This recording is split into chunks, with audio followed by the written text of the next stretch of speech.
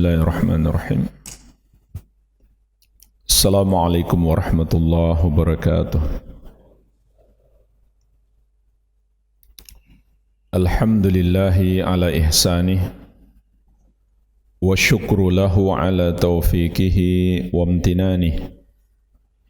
Wa ashhadu an la ilaha illallah wahdahu la syarika lah ta'ziman li sya'nih. Wa ashhadu anna Muhammadan abduhu wa rasuluh ad-da'i ila ridwanih sallallahu alaihi wa ala alihi wa ashabihi wa ikhwanih.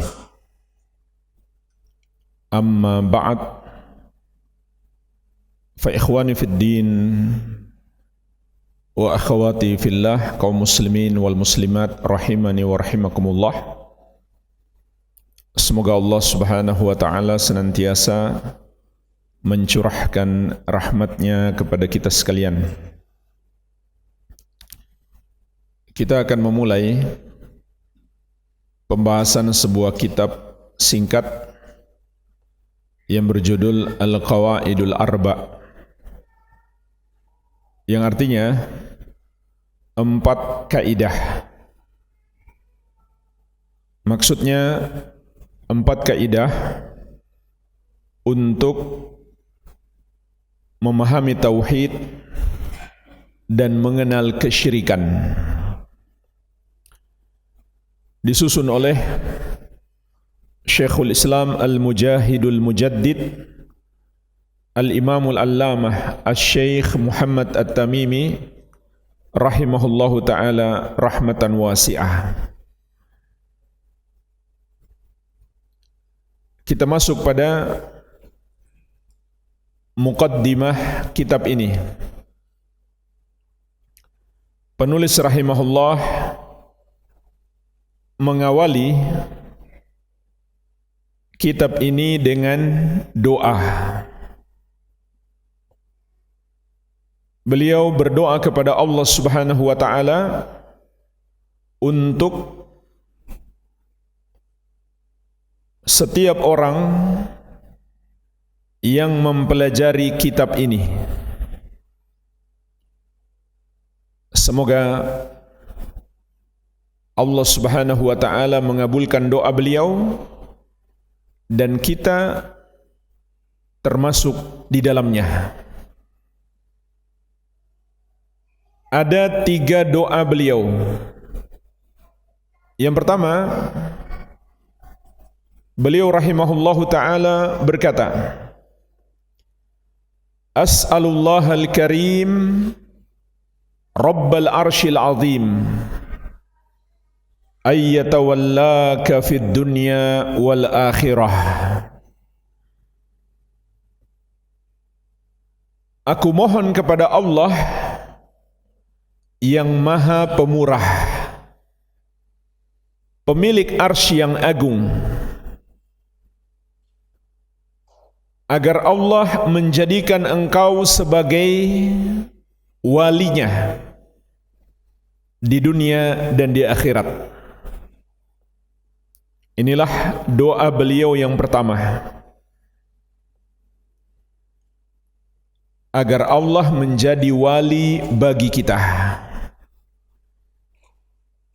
Wali artinya yang mencintai kita, yang menolong dan melindungi kita di dunia maupun di akhirat.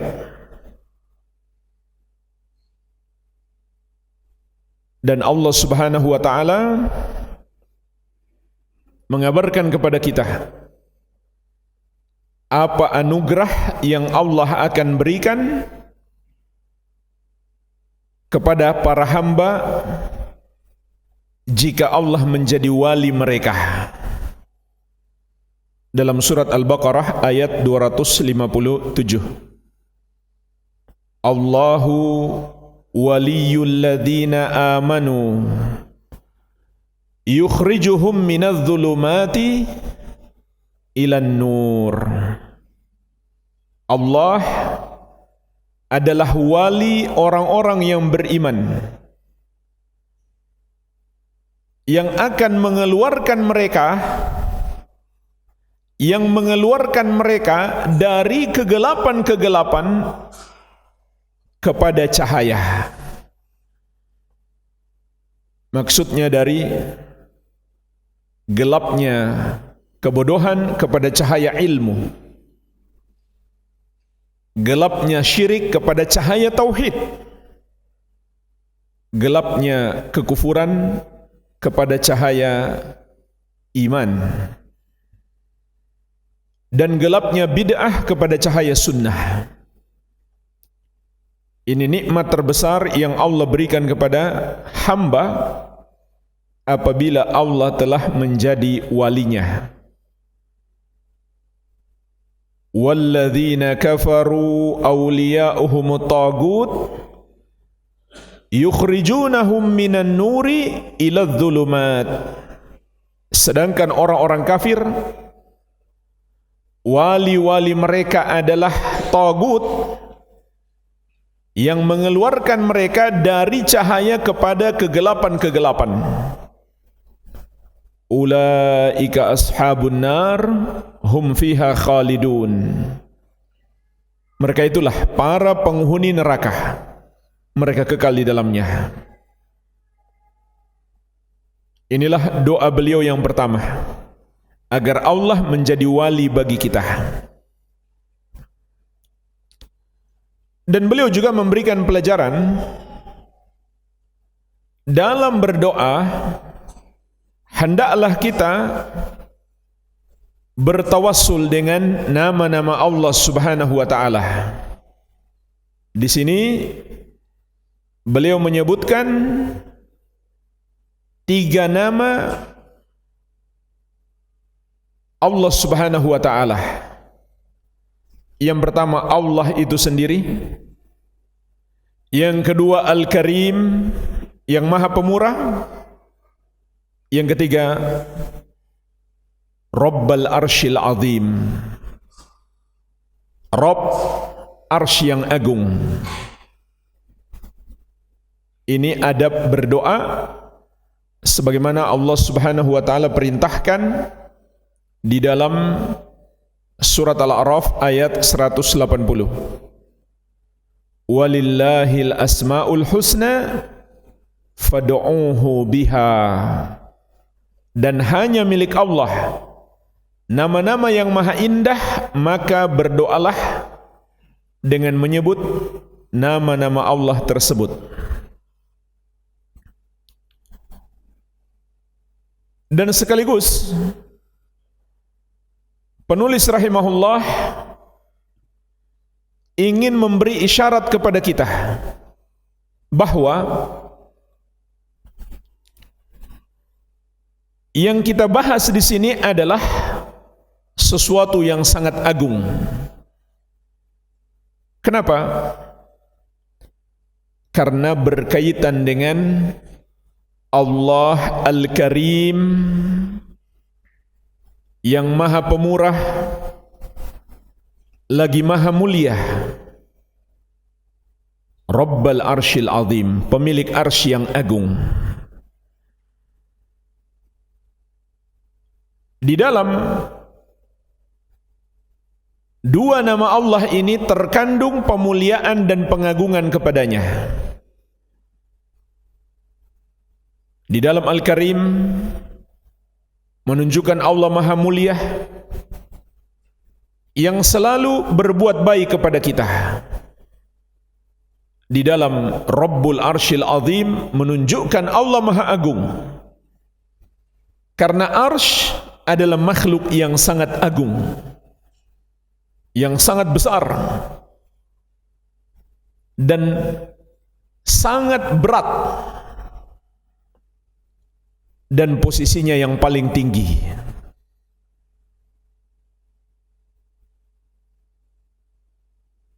Di antara dalil yang menggambarkan besarnya arsy adalah ayat dan hadis yang berbicara tentang malaikat yang memikul arsy. Di surat Al-Haqqah ayat ke-17 Allah Subhanahu wa taala berfirman, "Wa yahmilu 'arsya rabbika fawqahum yawma idzin tsamaniyah." Dan yang memikul arsy Rabbmu pada hari itu di atas mereka ada 8 malaikat. Kemudian dalam hadis yang diriwayatkan Abu Daud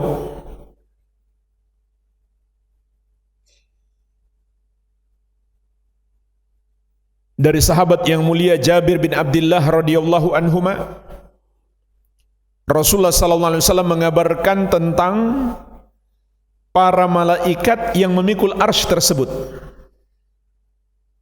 Kata beliau, "Udzina li an uhadditsah an malakin min malaikatillahi min hamalatil arsy." Aku telah diizinkan untuk mengabarkan tentang setiap malaikat dari para malaikat pemikul arsy. Inna baina syahmati udhunihi ila atiqihi masiratu 700 amin. Sesungguhnya jarak antara daun telinganya sampai ke bahunya adalah 700 tahun perjalanan. Bayangkan jemaah sekalian besarnya malaikat tersebut. Itu baru jarak antara daun telinganya sampai ke bahunya, yaitu 700 tahun perjalanan. Dan jarak bumi dengan langit yang pertama itu 500 tahun perjalanan. Berarti jarak dari telinganya sampai ke bahunya lebih jauh daripada antara langit yang pertama dengan bumi. Bagaimana lagi kalau sampai ke kakinya? Dan jumlah mereka ada 8 yang memikul arsy. Berarti arsy-nya sangat besar. Dan Allah dialah pemilik, penguasa, pencipta dan pengatur arsy itu. Menunjukkan keagungan Allah Subhanahu wa taala.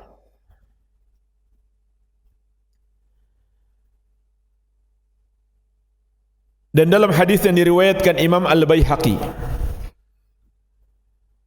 di dalam kitab beliau Al-Asma was Sifat, Rasulullah sallallahu alaihi wasallam juga menjelaskan kepada kita tentang besarnya kursi Allah dan arsy Allah. Beliau bersabda, "Mas-samawatus sab'u wa ma fihinna wa ma bainahunna fil kursi illa ka halqatin mulqah bi ardil falah." Tidaklah langit yang 7 dan apa yang ada di dalamnya dan apa yang ada di antaranya dibandingkan kursi Allah, kecuali hanya seperti sebuah gelang yang dilemparkan ke padang pasir yang luas. Jadi jemaah sekalian, langit yang 7 dan semua yang ada padanya dan apa yang ada di antaranya. Dalam riwayat yang lain juga ditambahkan dengan bumi yang 7. Kalau dibandingkan dengan kursi Allah, maka semua itu hanya seperti sebuah gelang yang dilemparkan ke padang pasir yang luas. Artinya sangat kecil. kursi Allah jauh lebih besar daripada langit yang 7 dan bumi yang 7. Satu bumi yang bisa kita lihat saja sudah sangat besar, apalagi dibandingkan dengan satu langit yang kita nggak tahu di mana ujungnya. Kemudian bumi masih dikali 7, langit masih dikali 7, tentu sangat besar. Tapi ternyata kursi Allah jauh lebih besar. Langit dan bumi yang 7 itu hanya seperti sebuah cincin kecil, sebuah gelang yang dilemparkan ke padang pasir yang luas. Dan inilah makna firman Allah Subhanahu wa taala, wasi'a kursiyuhus samawati wal ard. Kursi Allah meliputi langit dan bumi. Ternyata langit dan bumi itu sangat kecil, kursi Allah sangat besar. Sekarang perbandingan antara kursi dengan arsy. Dalam lanjutan hadis kata Nabi sallallahu alaihi wasallam, wal kursi fil arsy katilkal halqah fi tilkal falah. Dan perbandingan kursi dengan arsy seperti perbandingan gelang itu dan padang pasir tersebut. Jadi subhanallah, ternyata kursi Allah sangat kecil kalau dibandingkan dengan arsy Allah Subhanahu wa taala. Jadi jamaah sekalian, penyebutan Allah sebagai Rabbul Arsyil Azim, pemilik arsy yang sangat agung, itu di dalamnya terkandung pengagungan kepada Allah, terkandung pengakuan kita terhadap kebesaran Allah Tabaraka wa ta'ala.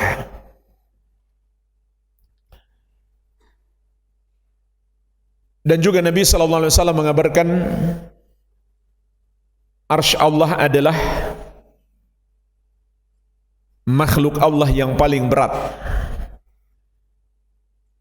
Sebagaimana dalam riwayat Muslim dari Juwairiyah bintu Al-Harith radhiyallahu taala anha,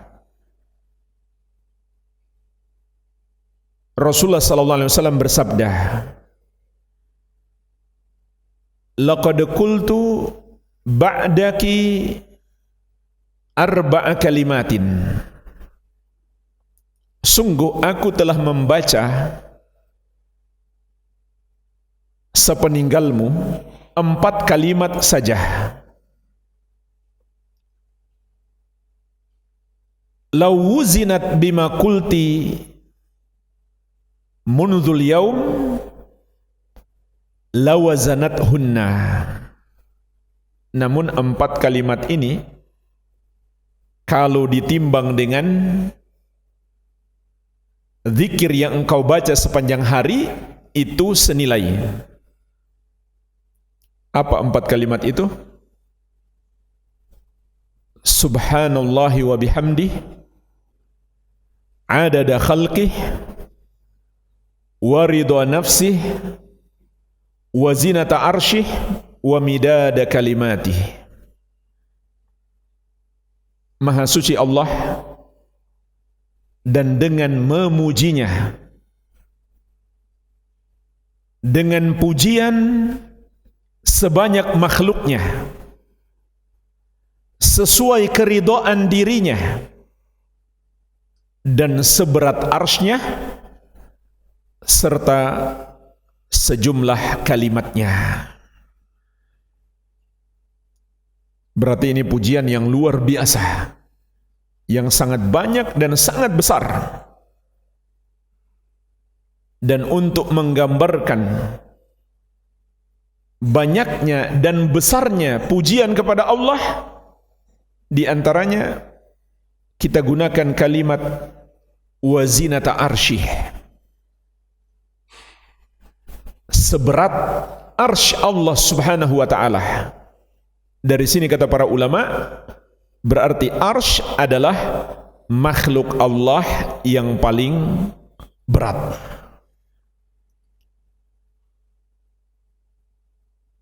Sebagaimana arsy juga adalah makhluk Allah yang paling tinggi. Oleh karena itu Allah Subhanahu wa taala berfirman, Ar-Rahman 'alal arsy istawa. Allah yang Maha Penyayang istiwa di atas arsy. Berarti tidak ada makhluk lagi yang setara atau berada di atas arsy. Hanya Allah Subhanahu wa taala yang Maha Tinggi lagi Maha Besar. Jadi jamaah sekalian, ini isyarat yang ingin diberikan oleh penulis rahimahullah dalam doa beliau. Sebagaimana dijelaskan para ulama yang mensyarah kitab ini, bahwa penulis rahimahullah ingin mengingatkan kita bahwa kita sedang berbicara tentang zat yang maha mulia lagi maha agung. Oleh karena itu hendaklah kita perhatikan baik-baik. Ini doa beliau yang pertama dan pelajaran yang terkandung di dalamnya. Doa beliau yang kedua, wa ayyaj'alaka mubarakan aynama kuntah. Dan semoga Allah menjadikan engkau orang yang penuh berkah dimanapun engkau berada. Inilah doa beliau yang kedua untuk kita dan untuk semua yang mempelajari kitab beliau. Maka beliau mendoakan agar orang yang mempelajari kitab ini menjadi orang yang Allah berkahi. Apa maksudnya jamaah sekalian orang yang Allah berkahi? Dalam penafsiran surat Maryam ayat ke-31, pada ucapan Nabi Isa alaihi salam, Allah Subhanahu wa taala mengabarkan kepada kita ucapan beliau, wa ja'alani mubarakan aynama kuntu.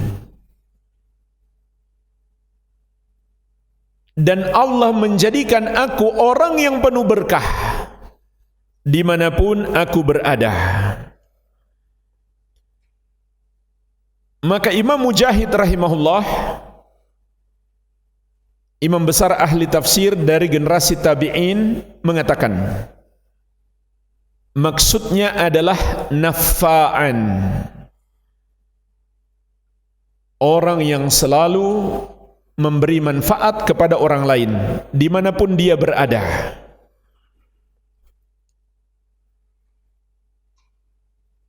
Kalau begitu kebalikannya jemaah sekalian, orang yang enggak punya berkah di mana dia berada, tidak memberi manfaat kepada orang lain, bahkan seringkali memberi masalah kepada orang lain. Jadi orang yang penuh berkah itu yang selalu memberi manfaat.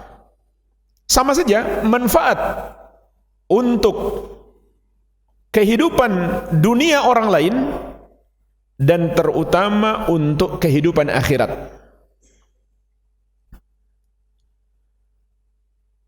Sebagaimana juga kata Uhaib bin Al-Ward, seorang tabi'ut tabi'in, termasuk gurunya Imam Ibnul Mubarak, bahwa yang dimaksud dengan orang yang penuh berkah adalah al-amir bil ma'ruf, orang yang melakukan al-amru bil ma'ruf wan nahyu anil munkar aina makana,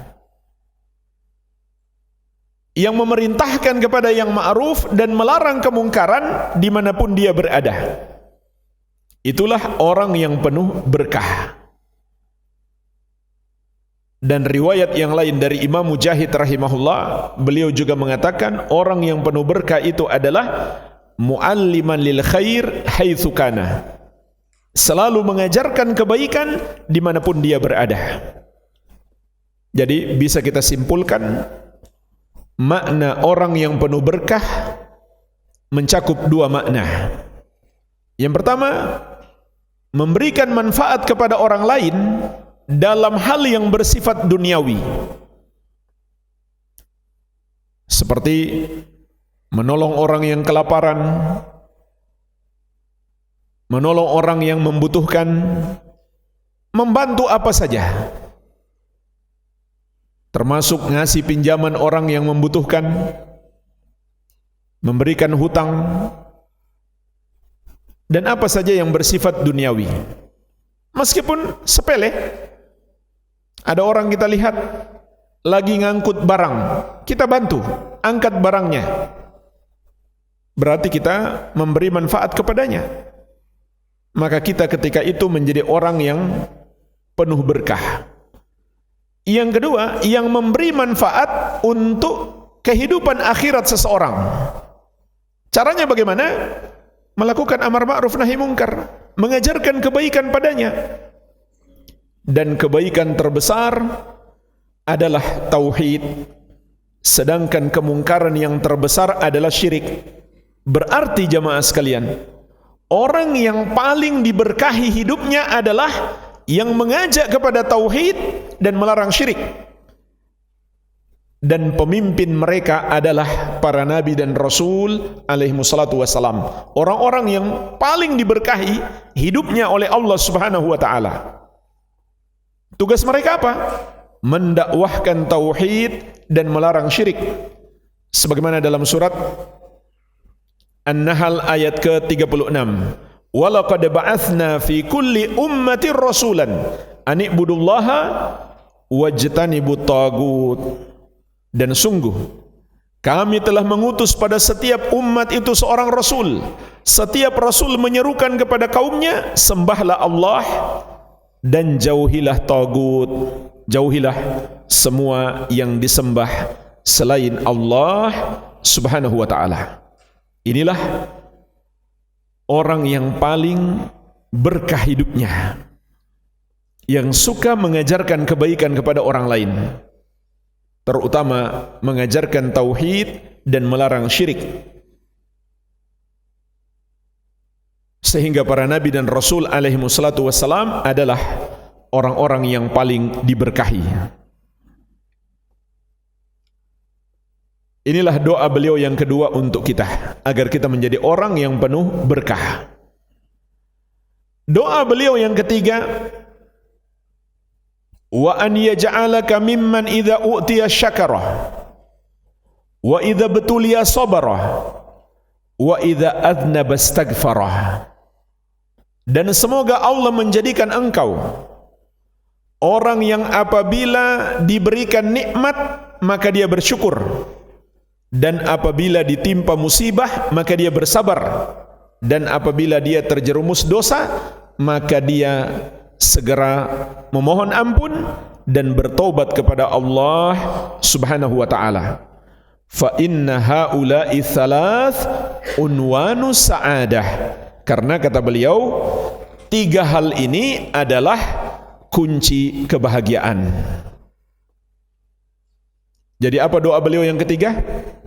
Agar kita dianugerahkan oleh Allah Subhanahu wa taala tiga kunci kebahagiaan.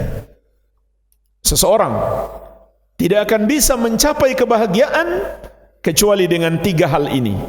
Yang pertama, bersyukur ketika mendapatkan nikmat. Karena ketika itu jamaah sekalian, nikmat yang Allah berikan kepada kita menjadi kebaikan kalau kita syukuri. Bahkan Allah akan tambahkan lagi nikmat, sebagaimana janji Allah dalam surat Ibrahim ayat ke-7. Wa idh ta'adzana rabbukum la in syakartum la azidannakum wa la in kafartum inna adzabi lasyadid. Dan ingatlah ketika Rabbmu mengumumkan, kalau kamu bersyukur maka sungguh benar-benar akan kutambah nikmatku. Namun kalau kamu ingkar, kufur terhadap nikmatku, maka sesungguhnya azabku sangatlah pedih. Jadi jemaah sekalian, nikmat yang disyukuri berubah menjadi kebaikan dan bertambah nikmat tersebut. Tapi kalau tidak disyukuri, berubah menjadi keburukan, yaitu azab Allah Subhanahu wa ta'ala. Kunci kebahagiaan yang kedua adalah bersabar ketika ditimpa musibah. Maka ketika itu jamaah sekalian, musibah menjadi kebaikan bagi kita. Kebaikan apa di balik musibah? Sangat banyak. Minimalnya pahala sabar yang Allah sebutkan dalam surat Az-Zumar ayat ke-10, innama yuwaffas sabiruna ajrahum bighairi hisab. Sesungguhnya pahala orang yang sabar tanpa terhitung. Rasulullah sallallahu alaihi wasallam bersabda, inna idzamal jaza ma'a idzamil bala. Sesungguhnya besarnya pahala tergantung besarnya ujian. Makin besar ujian kita, makin besar kesabaran kita, makin besar pula pahala kita. Dan Rasulullah sallallahu alaihi wasallam bersabda tentang dua hal ini, syukur dan sabar, adalah dua hal yang mengagumkan pada diri orang yang beriman, yang tidak mungkin dimiliki oleh orang kafir. Kata beliau, ajaban li amril mu'min, inna amrahu kullahu khair wa laysa dzalika li ahadin illa lil mu'min. Sungguh mengagumkan kehidupan orang yang beriman itu. Dan hal yang mengagumkan ini tidak mungkin ada kecuali pada orang yang beriman. Enggak mungkin ada pada orang kafir. Apa itu? In asabathu sarra syakara fakana khairan lahu. Tatkala orang mukmin ini mendapatkan nikmat, dia pun bersyukur, maka nikmat itu menjadi kebaikan baginya. Wa in asabathu dharra sabara fakana khairan lahu. Dan apabila dia ditimpa musibah, maka dia pun bersabar, maka musibah itu berubah menjadi kebaikan baginya. Jadi ingatlah jemaah sekalian, nikmat dunia yang Allah berikan kepada kita itu belum tentu kebaikan. Kalau kita syukuri, barulah menjadi kebaikan. Tapi kalau kita nggak bersyukur, justru itu adalah keburukan yang lebih parah daripada musibah. Justru itulah musibah yang lebih besar. Karena itulah yang disebut dengan istidraj atau makar Allah. Orang yang bergelimang maksiat, tidak bersyukur kepada Allah, tapi terus-menerus Allah berikan nikmat dunia. Ini sangat berbahaya. Maka nikmat dunia baginya ketika itu bukan suatu kebaikan, melainkan azab yang datang dalam rupa kebaikan. Apanya yang diazab? Hatinya Allah jadikan semakin jauh darinya. Ini azab yang sesungguhnya lebih besar daripada musibah yang menimpa fisik.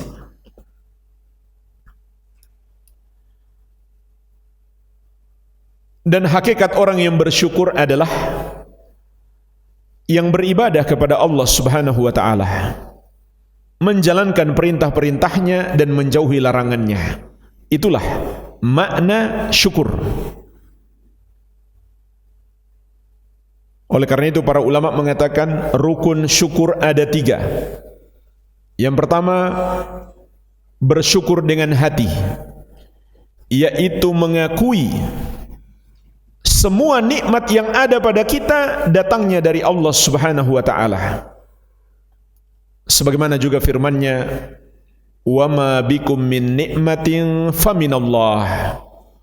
Dan apapun nikmat yang ada padamu, maka itu dari Allah. Yang kedua, bersyukur dengan lisan, yaitu dengan memuji Allah dan menyandarkan nikmat itu kepadanya. Seperti kita mengatakan alhamdulillah, segala puji bagi Allah atas nikmat yang Dia berikan kepada kita. Bukan malah menyandarkan nikmat itu kepada selain Allah. Sebagaimana Allah berfirman tentang orang-orang musyrik dahulu, ya'rifuna ni'matallahi thumma yunkirunaha. Mereka mengetahui nikmat Allah, namun mereka mengingkarinya. Di antara bentuk pengingkaran itu adalah menisbatkan nikmat tersebut kepada selain Allah, padahal Allah yang memberikannya. Yang ketiga, dan inilah inti daripada kesyukuran, yaitu bersyukur dengan seluruh anggota tubuh kita. Caranya bagaimana? Kita gunakan nikmat yang Allah berikan kepada kita untuk taat kepadanya, bukan untuk bermaksiat kepadanya. Oleh karena itu para ulama juga mendefinisikan syukur itu adalah ta'atul mun'im, menaati yang memberikan nikmat kepada kita. Itulah hakikat syukur.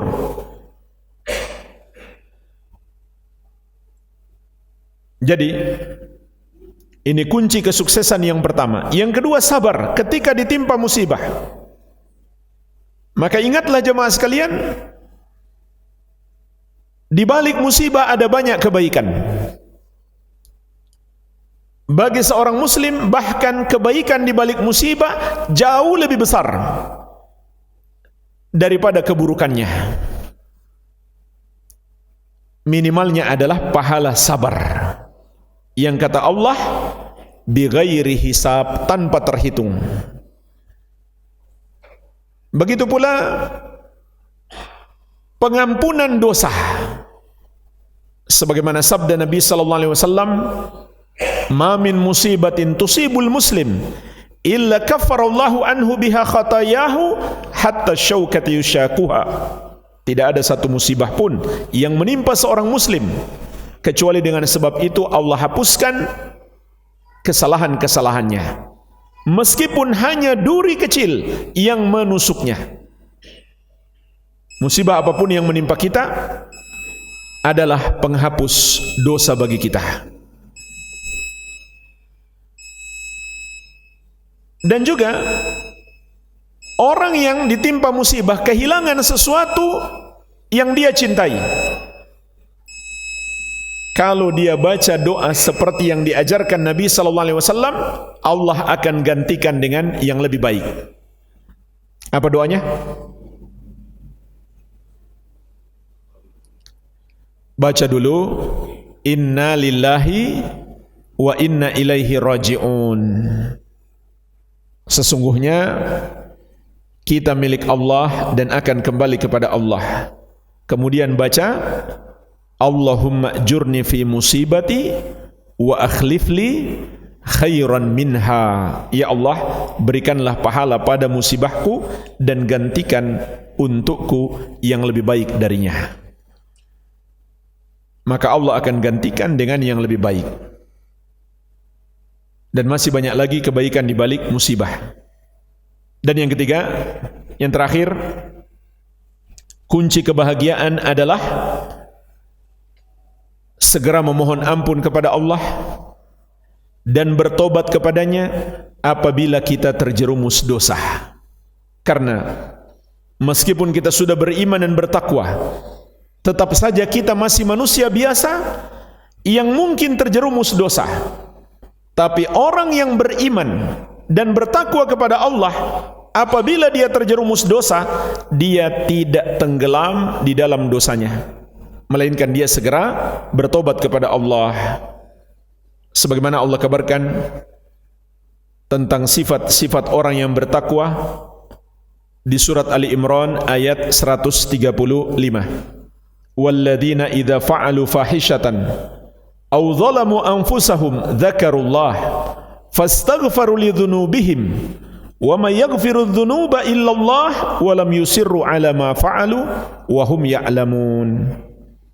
Dan orang-orang yang apabila melakukan perbuatan keji atau menzolimi diri-diri mereka sendiri, maka mereka segera ingat Allah, lalu mereka memohon ampun atas dosa-dosa mereka tersebut. Dan siapakah yang dapat mengampuni dosa selain Allah? Dan mereka tidak terus-menerus melakukan dosa itu dalam keadaan mereka telah mengetahui. Inilah diantara sifat orang yang bertakwa. Apabila terjerumus dosa, mereka segera bertobat, tidak terus-menerus dalam dosa itu. Walhamdulillah jemaah sekalian, dengan ini selesai pembahasan muqaddimah kitab Al-Qawaidul Arba'. Insyaallah kita lanjutkan sedikit tanya jawab setelah azan. Silakan azan dulu. Silakan kalau ada pertanyaan.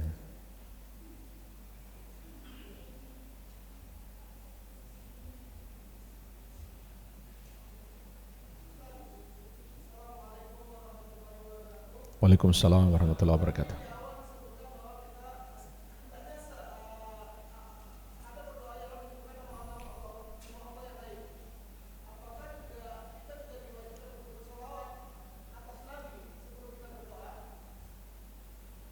Ya, itu termasuk adab dalam berdoa.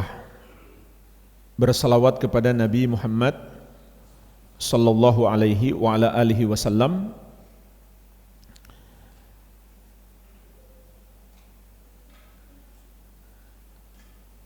Karena dalam sebuah hadis ada orang yang berdoa tidak mengucapkan salawat, maka Nabi sallallahu alaihi wasallam mengatakan, ajjala hadha, orang ini tergesa-gesa, menunjukkan dianjurkan kita bersalawat kepada Nabi sallallahu alaihi wasallam. Terlebih beliau bersabda, man shalla alayya wahidatan sallallahu alaihi biha asyran. Barang siapa bersalawat untukku satu kali, maka Allah akan bersalawat untuknya 10 kali. Salawat Allah untuk hambanya adalah Allah curahkan kepadanya rahmatnya dan ampunannya. Menunjukkan berdoa dengan bersalawat kepada Nabi sallallahu alaihi wasallam akan membuat doa kita lebih mustajab. Tentu sangat baik kita berdoa dengan bersalawat kepada Nabi sallallahu alaihi wasallam. Wallahu alam.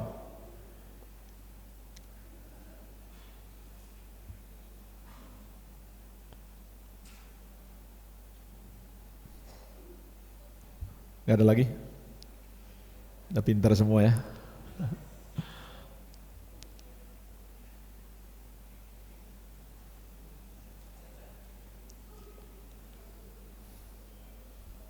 Kalau nggak ada lagi kita tutup, semoga bermanfaat.